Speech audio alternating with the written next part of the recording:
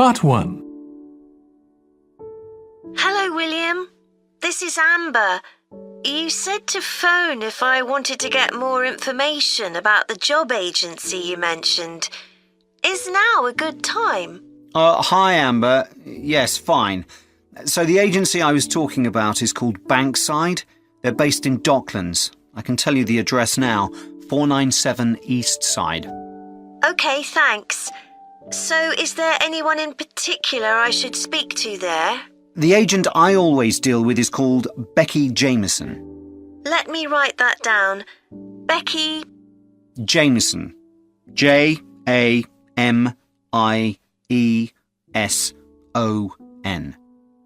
Do you have her direct line? Yes, it's in my contacts somewhere. Right, here we are. 07866 510 333. I wouldn't call her until the afternoon if I were you.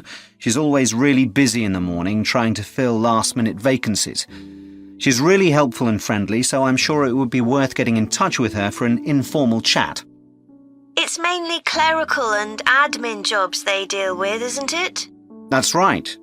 I know you're hoping to find a full-time job in the media eventually, but Becky mostly recruits temporary staff for the finance sector, which will look good on your CV. And generally pays better too. Yeah, I'm just a bit worried because I don't have much office experience. I wouldn't worry. They'll probably start you as a receptionist or something like that. So what's important for that kind of job isn't so much having business skills or knowing lots of different computer systems, it's communication that really matters, so you'd be fine there. And you'll pick up office skills really quickly on the job. It's not that complicated. OK, good. So how long do people generally need temporary staff for? It would be great if I could get something lasting at least a month. That shouldn't be too difficult. But you're more likely to be offered something for a week at first, which might get extended. It's unusual to be sent somewhere for just a day or two. Right. I've heard the pay isn't too bad. Better than working in a shop or a restaurant. Oh yes, definitely. The hourly rate is about £10, $11 if you're lucky. That's pretty good. I was only expecting to get £8 or £9 an hour. Do you want me to tell you anything about the registration process? Yes, please. I know you have to have an interview. The interview usually takes about an hour, and you should arrange that about a week in advance. I suppose I should dress smartly if it's for office work. I can probably borrow a suit from Mum. Good idea. It's better to look too smart than too casual. Will I need to bring copies of my exam certificates or anything like that? No, they don't need to see those, I don't think. What about my passport? Oh yes, they will ask to see that. OK. I wouldn't get stressed about the interview, though. It's just a chance for them to build a relationship with you, so they can try and match you to a job which you'll like.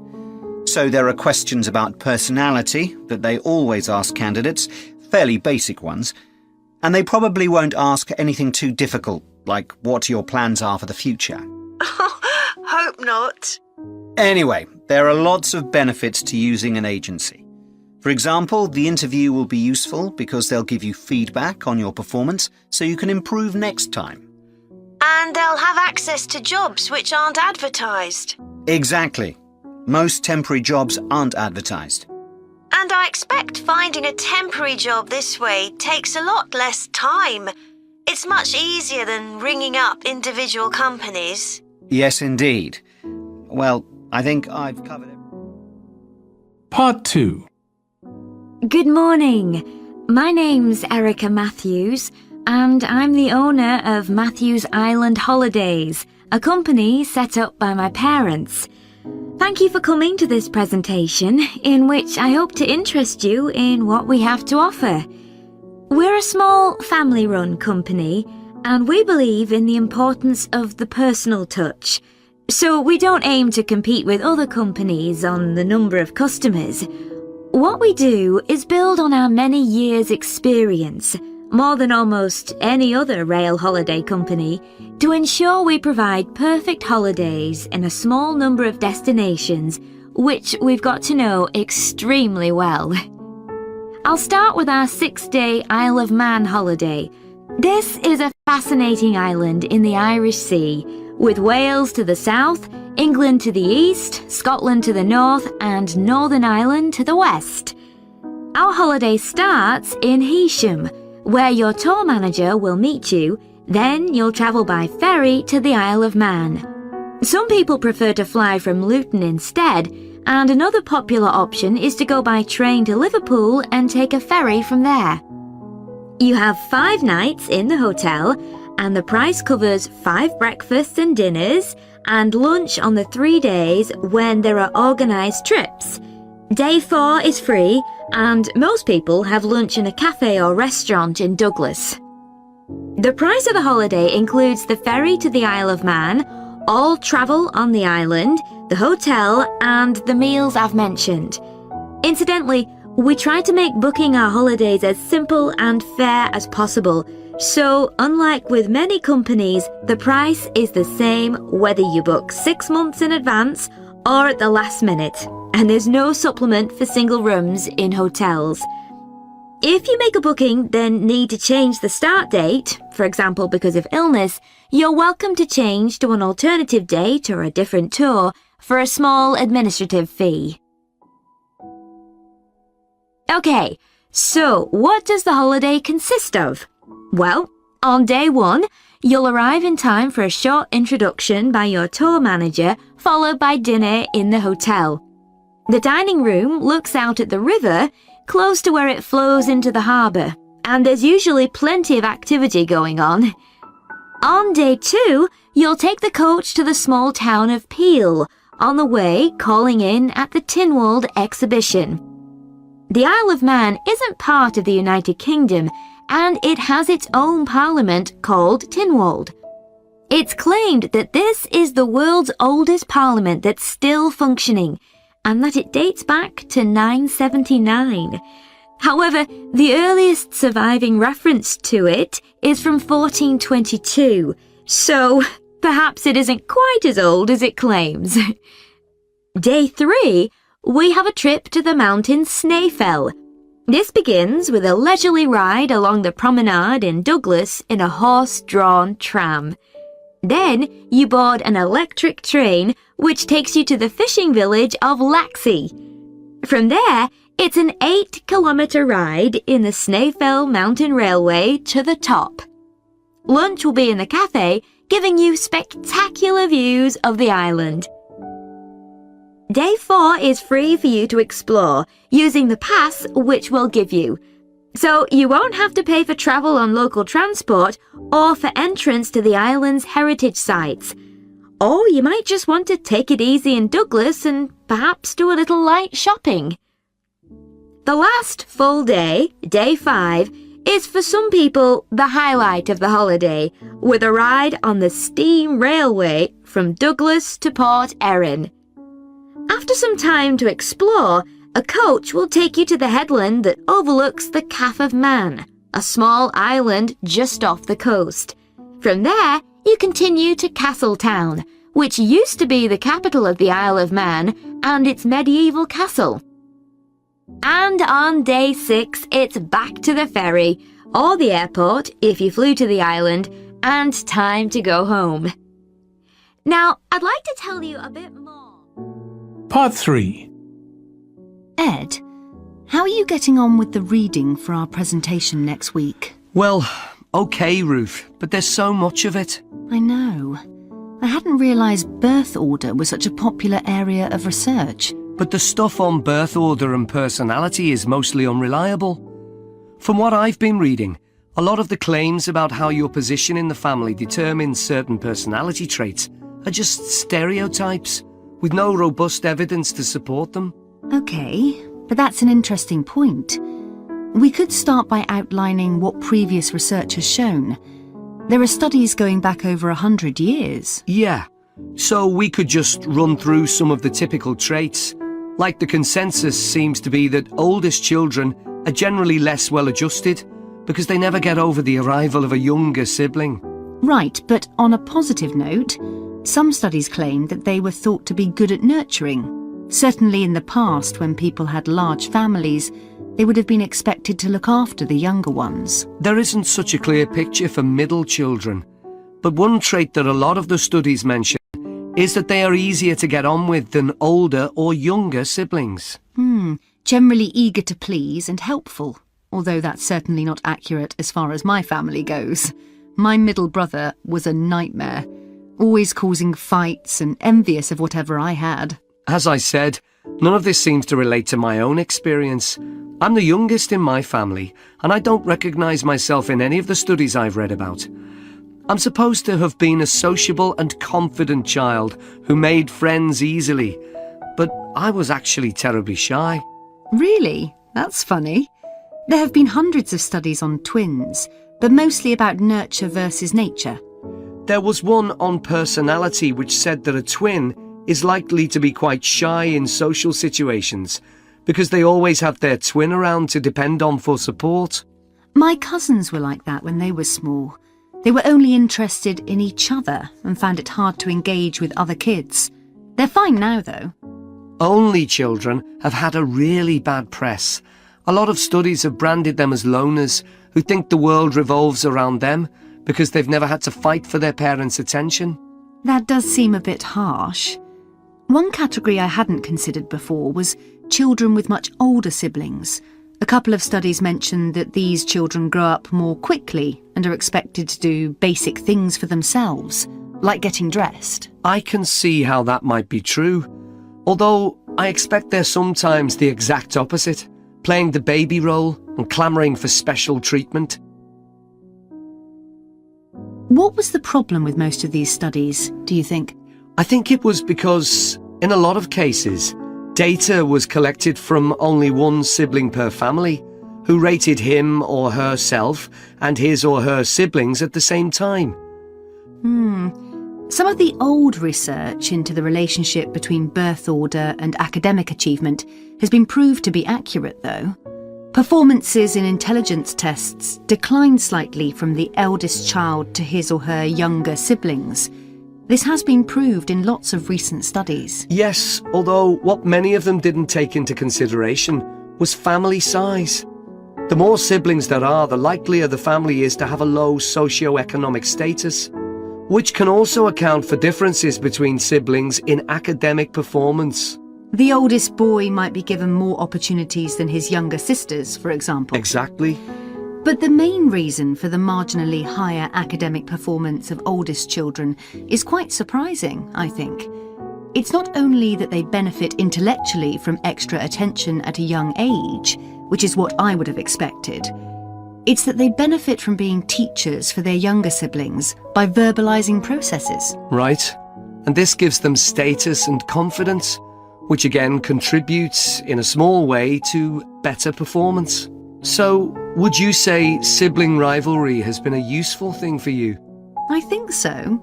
My younger brother was incredibly annoying, and we fought a lot. But I think this has made me a stronger person. I know how to defend myself. We had some terrible arguments, and I would have died rather than apologise to him. But we had to put up with each other, and most of the time we coexisted amicably enough. Yes, my situation was pretty similar. But I don't think having two older brothers made me any less selfish. I was never prepared to let my brothers use any of my stuff. That's perfectly normal. Part 4. Today, I'm going to talk about the eucalyptus tree. This is a very common tree here in Australia, where it's also sometimes called the gum tree. First, I'm going to talk about why it's important. Then I'm going to describe some problems it faces at present. Right, well, the eucalyptus tree is an important tree for lots of reasons. For example, it gives shelter to creatures like birds and bats, and these and other species also depend on it for food, particularly the nectar from its flowers. So it supports biodiversity. It's useful to us humans too, because we can kill germs with a disinfectant made from oil extracted from eucalyptus leaves. The eucalyptus grows all over Australia, and the trees can live for up to 400 years. So it's alarming that all across the country, numbers of eucalyptus are falling because the trees are dying off prematurely. So what are the reasons for this? One possible reason is disease. As far back as the 1970s, the trees started getting a disease called Mundula yellows. The tree's leaves would gradually turn yellow, then the tree would die. It wasn't until 2004 that they found the cause of the problem was lime, or calcium hydroxide, to give it its proper chemical name, which was being used in the construction of roads. The lime was being washed away into the ground and affecting the roots of the eucalyptus trees nearby.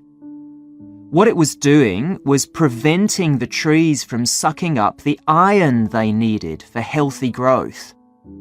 When this was injected back into the affected trees, they immediately recovered. But this problem only affected a relatively small number of trees.